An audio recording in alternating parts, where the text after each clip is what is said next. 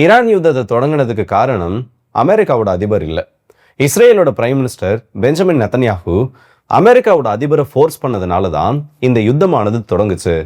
மத்திய கிழக்கின் மீது அமெரிக்காவோட அதிபருக்கு ஒரு பெரிய அபிமானம் கிடையாது.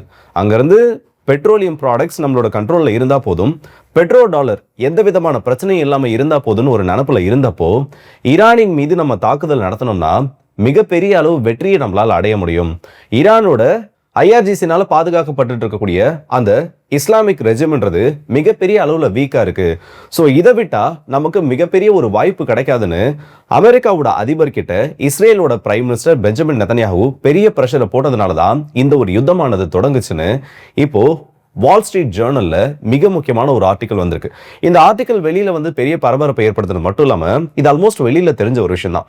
ஆனா இப்போ ட்ரம்ப் அவர்கள் கால வச்சதுக்கு அப்புறமா ஒரு தேன் குளவி கூட கலைச்சு விட்டு எந்த அளவுக்கு பாதிப்புகள் ஏற்படுமோ அதை விட மிகப்பெரிய ஒரு டிராப்ல அமெரிக்கா சிக்கி இருக்கு. எப்படி அதை அவங்க கொஞ்சம் கொஞ்சமா ஓவர் கம் பண்ணிட்டு இருக்காங்கன்னு எல்லாத்தையுமே தெளிவா கொடுத்துருக்காங்க.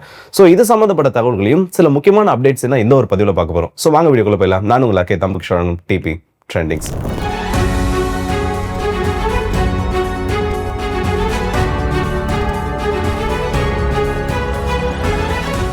முதல்ல நேற்று வீடியோவில் நான் ஒரு விஷயத்த சொல்லியிருப்பேன். இந்தியாவோட கப்பலின் மீது தாக்குதல் நடத்தப்பட்டிருக்கு, அதை நாங்கள் பண்ணலன்னு சொல்லிட்டு ஈரான் ஒரு அறிவிப்பு கொடுத்துருக்காங்கன்னு. ஆனால் அதை பண்ணது ஈரான் தான். இதுக்கு இப்போ சில டீடைல்ஸ் ஆனது கிடைச்சிருக்கு. என்னன்னா ஈரானோட அந்த கமாண்ட் செயின் பவர் கமாண்டில் ஏகப்பட்ட மாற்றங்கள் நடந்து நிகழ்ந்திருக்கு. ஒரு பக்கம் ஃபாரின் மினிஸ்டர் பேச்சுவார்த்தைகளை ஈடுபட்டிருக்காரு. அவர் பாகிஸ்தானில் அடுத்த கட்ட பேச்சுவார்த்தைகள் நடக்கும்னு ஒரு வார்த்தையை சொல்லி அடுத்த கொஞ்சம் நேரத்தில் ஐஆர்ஜிசி ஈரானோட ஸ்ட்ரெய்ட் ஆஃப் ஹார்மஸை பிளாக்கேட் பண்ணுறாங்க. ஆனால் இந்த ஐஆர்ஜிசிலையும் அந்த பவர் ஷேரிங்கில் நிறைய பிரச்சனைகள் இப்போ உருவாகிறதா சொல்லியிருக்காங்க. ஒரு பக்கம் ஐஆர்ஜிசியோட டாப் கமாண்டர்ஸ், இன்னொரு பக்கம் அவங்களுக்கு கீழே இருக்கக்கூடிய நபர்கள்னு சொல்லிட்டு இந்த பவர் இம்பேலன்ஸ் கிரியேட் ஆகியிருக்கிறதா சொல்றாங்க. இது எந்த அளவுக்கு உண்மைன்னு தெரியல, செய்தி ஊடகங்கள்ல ரிப்போர்ட் ஆயிருக்கு. ஆனா அதுக்கு ஏற்ற மாதிரி இதை உறுதிப்படுத்துற மாதிரி சில நிகழ்வுகளும் நடந்திருக்கு. அதுல முக்கியமான ஒண்ணுதான் இந்திய கப்பல்களின் மீது நேற்று நடத்தப்பட்ட தாக்குதல். இதை இந்தியாவோட கப்பலை தாக்கிட்டாங்கன்றதுனால மட்டும் நான் சொல்லல. இந்தியாவோட கப்பல், அந்த 2 கப்பலும் ஒன்றன் பின் ஒன்றாக ஸ்ட்ரெய்ட் ஆஃப் ஹார்மஸை கிராஸ் பண்றதுக்கு ஐஆர்ஜிசி கிட்ட இருந்து கிளியரன்ஸ் வந்திருக்கு. ஐஆர்ஜிசி கிட்ட இருந்து கிளியரன்ஸ் வந்ததுக்கு அப்புறமா லடாக் தீவுகளை ஒட்டிய பகுதிகள் இது வழியாக தான் சேஃப் பேசேஜ்ன்றதை உருவாக்கி வச்சிருக்காங்க.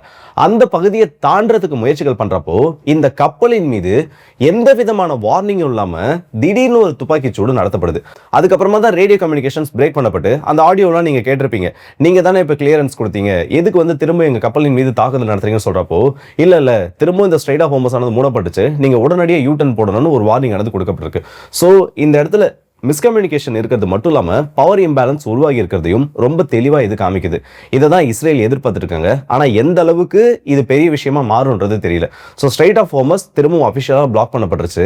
நேற்று ஒரே நாளில் 18க்கும் அதிகமான கப்பல்கள், இன்னும் சாங்ஷன்டு அன்சாங்ஷன்டு சொல்லிட்டு ஒரு 30 கப்பல்கள் வரைக்கும் கிராஸ் ஆனதா சொன்னாங்க. 30 கப்பல்களுக்கும் அதிகமாக கிராஸ் ஆனதா சொன்னாங்க. ஆனால் கடந்த 24 மணி நேரத்தில் எந்த கப்பலும் இந்த இடத்துல கிராஸ் பண்ணல. கம்ப்ளீட் பிளாக்கேட் ஆனது இப்போ ஈரானால போடப்பட்டிருக்கு. சரிப்பா, இப்போ என்ன பிரச்சனை? அமெரிக்கா ஒரு பக்கம் கவுண்டர் பிளாக்கேடை போட்டுட்டாங்க, இன்னொரு பக்கம் ஈரான் அவங்களும் பிளாக்கேடை போட்டுட்டாங்க. இந்த பிரச்சனைக்கு முடிவு வருமா வராதான்னு பார்த்தோன்னா செவ்வாய்க்கிழமை திரும்பவும் பாகிஸ்தானில் அடுத்த கட்ட பேச்சுவார்த்தைகள் நடக்க போகிறதா சொல்லியிருக்காங்க. ஈரானோட டெலிகேஷன்ஸும் அமெரிக்கா சம்பந்தப்பட்ட அதிகாரிகளும் பாகிஸ்தானுக்கு போயிட்டு அங்கே பேச்சுவார்த்தைகள் நடத்த போகிறதா சொல்லியிருக்காங்க. இது மட்டும்தான் இப்போதைக்கு பாசிட்டிவாக தெரியக்கூடிய ஒரே விஷயம். பேரலா அமெரிக்காவோட இன்டெலிஜென்ஸ் ரிப்போர்ட்ஸை என்ன சொல்லியிருக்காங்கன்னா 60% ஈரானோட பாலிஸ்டிக் மிசைல் லான்ச்சர்ஸ் இன்னும் இன்டாக்டா இருக்கு. அதனால மிடில் ஈஸ்ட்ல இந்த ஒரு மாசத்துல ஈரான் எவ்வளவு பெரிய ஒரு பாதிப்பை ஏற்படுத்தாங்களோ அதை விட 3 மடங்கு அதிக பாதிப்பை ஈரானால ஏற்படுத்த முடியும்னு சொல்றாங்க.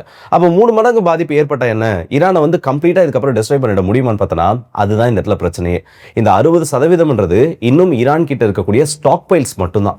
எந்த அளவுக்கு அவங்க திரும்ப பாதிக்கப்பட்ட டனல்ஸை சரி பண்ணியிருக்காங்க, இல்லை பாதிக்கப்பட்ட மிசைல் லான்ச்சஸை சரி பண்ணியிருக்காங்கன்னு பார்க்குறப்போ அது இன்னமும் அதோட பெர்சன்டேஜ்ன்றது ஏறும்னு சொல்றாங்க.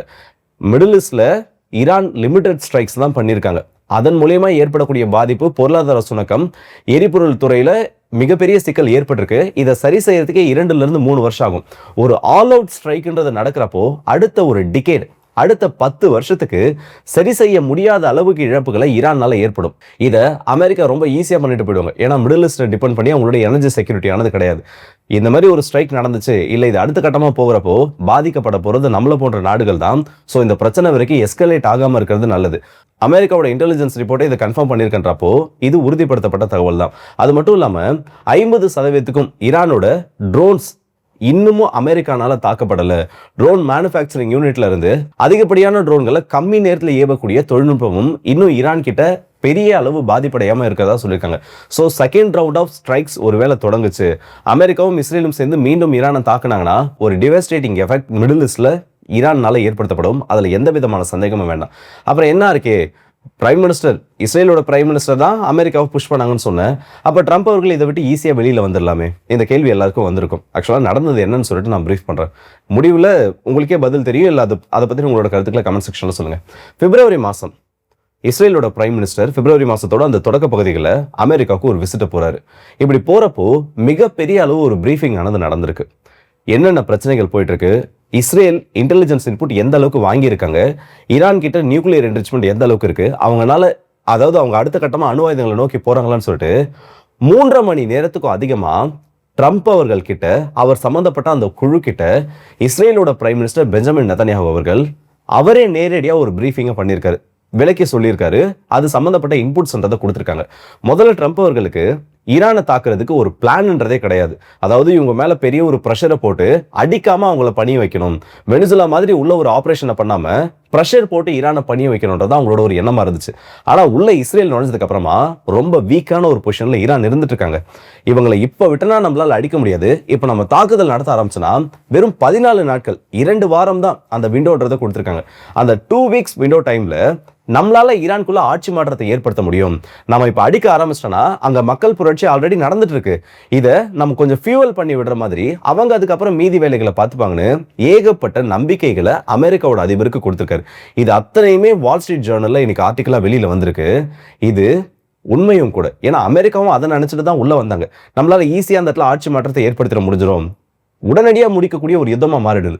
ஆனா இந்த அளவுக்கு பெரிய பிரச்சனையா அது மாறும். மிடில் ஈஸ்ட்ல இருக்கக்கூடிய மிடில் ஈஸ்டோட கிரிட்டிக்கல் எனர்ஜி சோக் பாயிண்ட்ஸை ஈரான் அடிப்பாங்கன்றத அமெரிக்கா கெஸ் பண்ணல. சரி, ஓகே, 1-2 ஸ்ட்ரைக் நடக்கும், இதை தவிர மற்றபடி பெரிய பிரச்சனை எதுவும் வராது.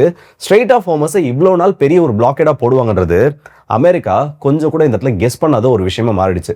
ஸோ இஸ்ரேலோட பேச்சை கேட்டு உள்ள இறங்கின அமெரிக்கா அந்த பக்கமும் போக முடியாம இந்த பக்கமும் வர முடியாம நடுவுல வசமா மாட்டியிருக்காங்க. இப்போதைக்கு ஃபேஸ் சேவிங்காக 1-2 ஸ்ட்ரைக்ஸ் நடத்திட்டு அமைதி பேச்சுவார்த்தை முடிக்கிறத தவிர அமெரிக்காவுக்கு வேற வாய்ப்பே கிடையாது. யூஎஸோட டாஸ்க் ஃபோர்ஸ் 59 இப்போ உள்ள இறக்கியிருக்காங்க. இது வந்து எதுக்காகன்னு பார்த்தோன்னா 2021 உருவாக்கப்பட்ட முழுக்க ஏஐ தொழில்நுட்பத்தோட இயங்கக்கூடிய ஒரு பிரிவுன்னு சொல்லலாம். அதாவது ஏஐ தொழில்நுட்பம் அது சம்பந்தப்பட்ட ஆயுதங்களுக்காகவே உருவாக்கப்பட்டிருக்கக்கூடிய ஒரு பிரிவு. இதை இப்போ ஸ்ட்ரெயிட் ஆஃப் ஹோர்மஸ் பகுதியில் இறக்கி விட்டுருக்காங்க. மைன் கிளியரன்ஸ்ல இருந்து ஒரு அஃபென்சிவ் ஆபரேஷனுக்காக எதுக்கெல்லாம் வந்து இதை யூஸ் பண்ண முடியுமோ அந்த டாஸ்க் ஃபோர்ஸை உள்ள இறக்கியிருக்காங்க. இது அமெரிக்காவோட ரொம்ப முக்கியமான ஒரு ஸ்ட்ராட்டஜியா பார்க்கப்படுது. ஏன்னா இப்போதைக்கு அவங்களுக்கு வேற வழி கிடையாது. ஸ்ட்ரெயிட் ஆஃப் ஹோர்மஸ்ன்றதை இவங்க ஓப்பன் பண்ணா மட்டும்தான் அவங்களால விக்டரின்றதை அனௌன்ஸ் பண்ண முடியும். இஸ்ரேலோட பேச்சு கேட்டு உள்ள இறங்கி 2 வாரத்தில் முடிக்க வேண்டிய ஒரு ஆபரேஷன் ஆல்மோஸ்ட் 2 மாசத்தை கிட்ட கொண்டு வந்துட்டாங்க.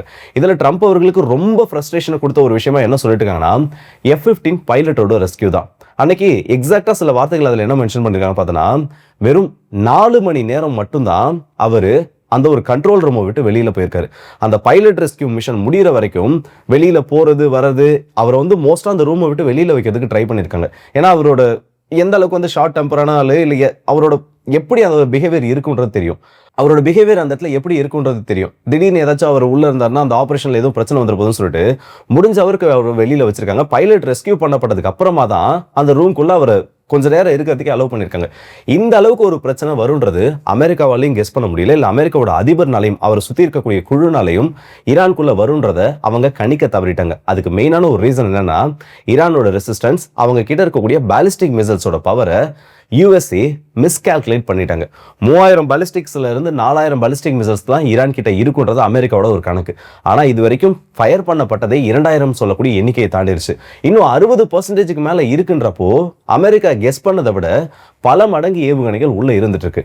இது எல்லாத்தையும் கவுண்டர் பண்ணணும், எப்படியாவது இந்த ஸ்ட்ரெயிட் ஆஃப் ஹோர்மஸை நம்மளோட பேரை காப்பாற்றிக்கிறதுக்காக ஓப்பன் பண்ணுறதுக்காக தான் இந்த அளவுக்கு வேலைகளை அமெரிக்கா பண்ணிட்டு இருக்காங்க. இஸ்ரேலை பொறுத்த வரைக்கும் இஸ்ரேலோட பேச்சை கேட்டு அமெரிக்கா ரொம்ப பெரிய ஒரு தவறான முடிவு இந்த இடத்துல எடுத்துட்டாங்க. ஸோ மிடில் ஈஸ்ட்ல இப்படி பிரச்சனை எல்லாம் போயிட்டு இருக்கப்போ உலகத்தோட பல கிரிட்டிக்கல் சோக் பாயிண்ட்ஸ் இப்போ எக்ஸ்போஸ் ஆக ஆரம்பிச்சிருக்கு. ஒரு பக்கம் பார்த்தோன்னா மெலக்கன் ஸ்ட்ரைட், இந்தோனேஷியா கூட மிகப்பெரிய ஒரு ஒப்பந்தத்தை அமெரிக்கா போட்டிருக்காங்க. இன்னொரு பக்கம் பார்த்தோன்னா ஸ்ட்ரைட் ஆஃப் கிப்ரல்டர், அதாவது வெறும் ஒரு 8.7 மைல்ஸ் இருக்கக்கூடிய ரொம்ப நேரோவான ஒரு கிரிட்டிக்கல் பாயிண்ட், மெடிட்டரேனியனோட ஒரு என்ட்ரினே சொல்லலாம். இதுவும் சோக் பாயிண்டா இப்போ இது ஒரு முக்கியமான சோக் பாயிண்டா இப்போ பார்க்கப்பட்டு இருக்கு. ஸோ வரக்கூடிய நாட்கள்ல ஜியாகிரபிக்கல் அட்வான்டேஜ் ஒரு நாடு இருக்காங்க, அந்த நாட்டுக்கு இருக்கக்கூடிய புவி சார்ந்த சில இடங்களை எப்படி ஆயுதமா மாற்றுவாங்கிறதுக்கு இது நல்ல ஒரு உதாரணமா இந்த இடத்துல மாறிட்டு இருக்கு. நான் திரும்பவும் சொல்றேன், அமெரிக்கா இந்த போர்ல வெற்றியாளராக அனௌன்ஸ் பண்ணனா ஸ்ட்ரைட் ஆஃப் ஹோமஸ் இந்த இடத்துல ஓப்பன் ஆகி ஆகணும். இதுக்கு நடுவில் ஈரானுக்குள்ள அந்த பவர் இம்பேலன்ஸ்லாம் ஏற்பட்டு ஒரு தரப்பு அமெரிக்கா சொல்றது கேட்கலான்னு வந்துட்டு இன்னொரு தரப்பு ரொம்ப ஒரு ஹார்ட்லைன் ப்ரோ ஈரானியனா இருந்து இல்ல அமெரிக்கா என்ன சொல்றது, நம்ம இந்த இடத்துல நம்ம வைக்கிறதா சட்டம் முடிவு பண்ணாங்கன்னா இந்த பிரச்சனை அவ்வளவு சீக்கிரத்துல முடியாது. இதுக்கான பதில் இதுக்கான விலை மொத்தத்தையும் அரபு நாடுகளும் ஆசிய நாடுகளும் தான் சேர்ந்து கொடுக்க வேண்டியது வரும். ஸோ மற்ற நாடுகள் எல்லாமே உள்ள ஸ்டெப் இன் பண்ணணும். நிறைய நாடுகள் உள்ள வந்தாதான் இந்த பேச்சுவார்த்தையை சக்சஸ்ஃபுல்லா முடிக்க முடியும்.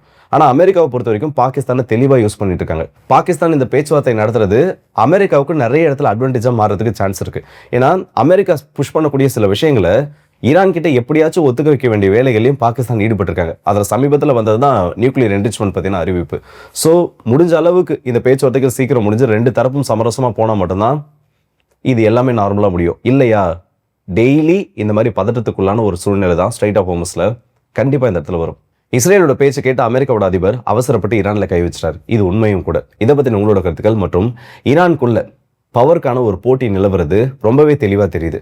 ஹை லெவலில் இருக்கக்கூடிய கமாண்டர்ஸ் அவங்களுக்கு அடுத்தபடியாக இருக்கக்கூடிய அதிகாரிகள்னு இந்த ஒரு பேட்டில் நடக்கிறது தெளிவாக தெரியுது இந்த ஸ்ட்ரைட் ஆஃப் ஹோமஸோட பிளாக் ஹெட்லேயே. ஸோ இதை பற்றி உங்களோட கருத்துக்களையும் மறக்காம கமெண்ட்ஸ் சொல்லுங்கள். அடுத்த வீடியோஸ் நிற்போம். அது உங்கள் எல்லாருக்கே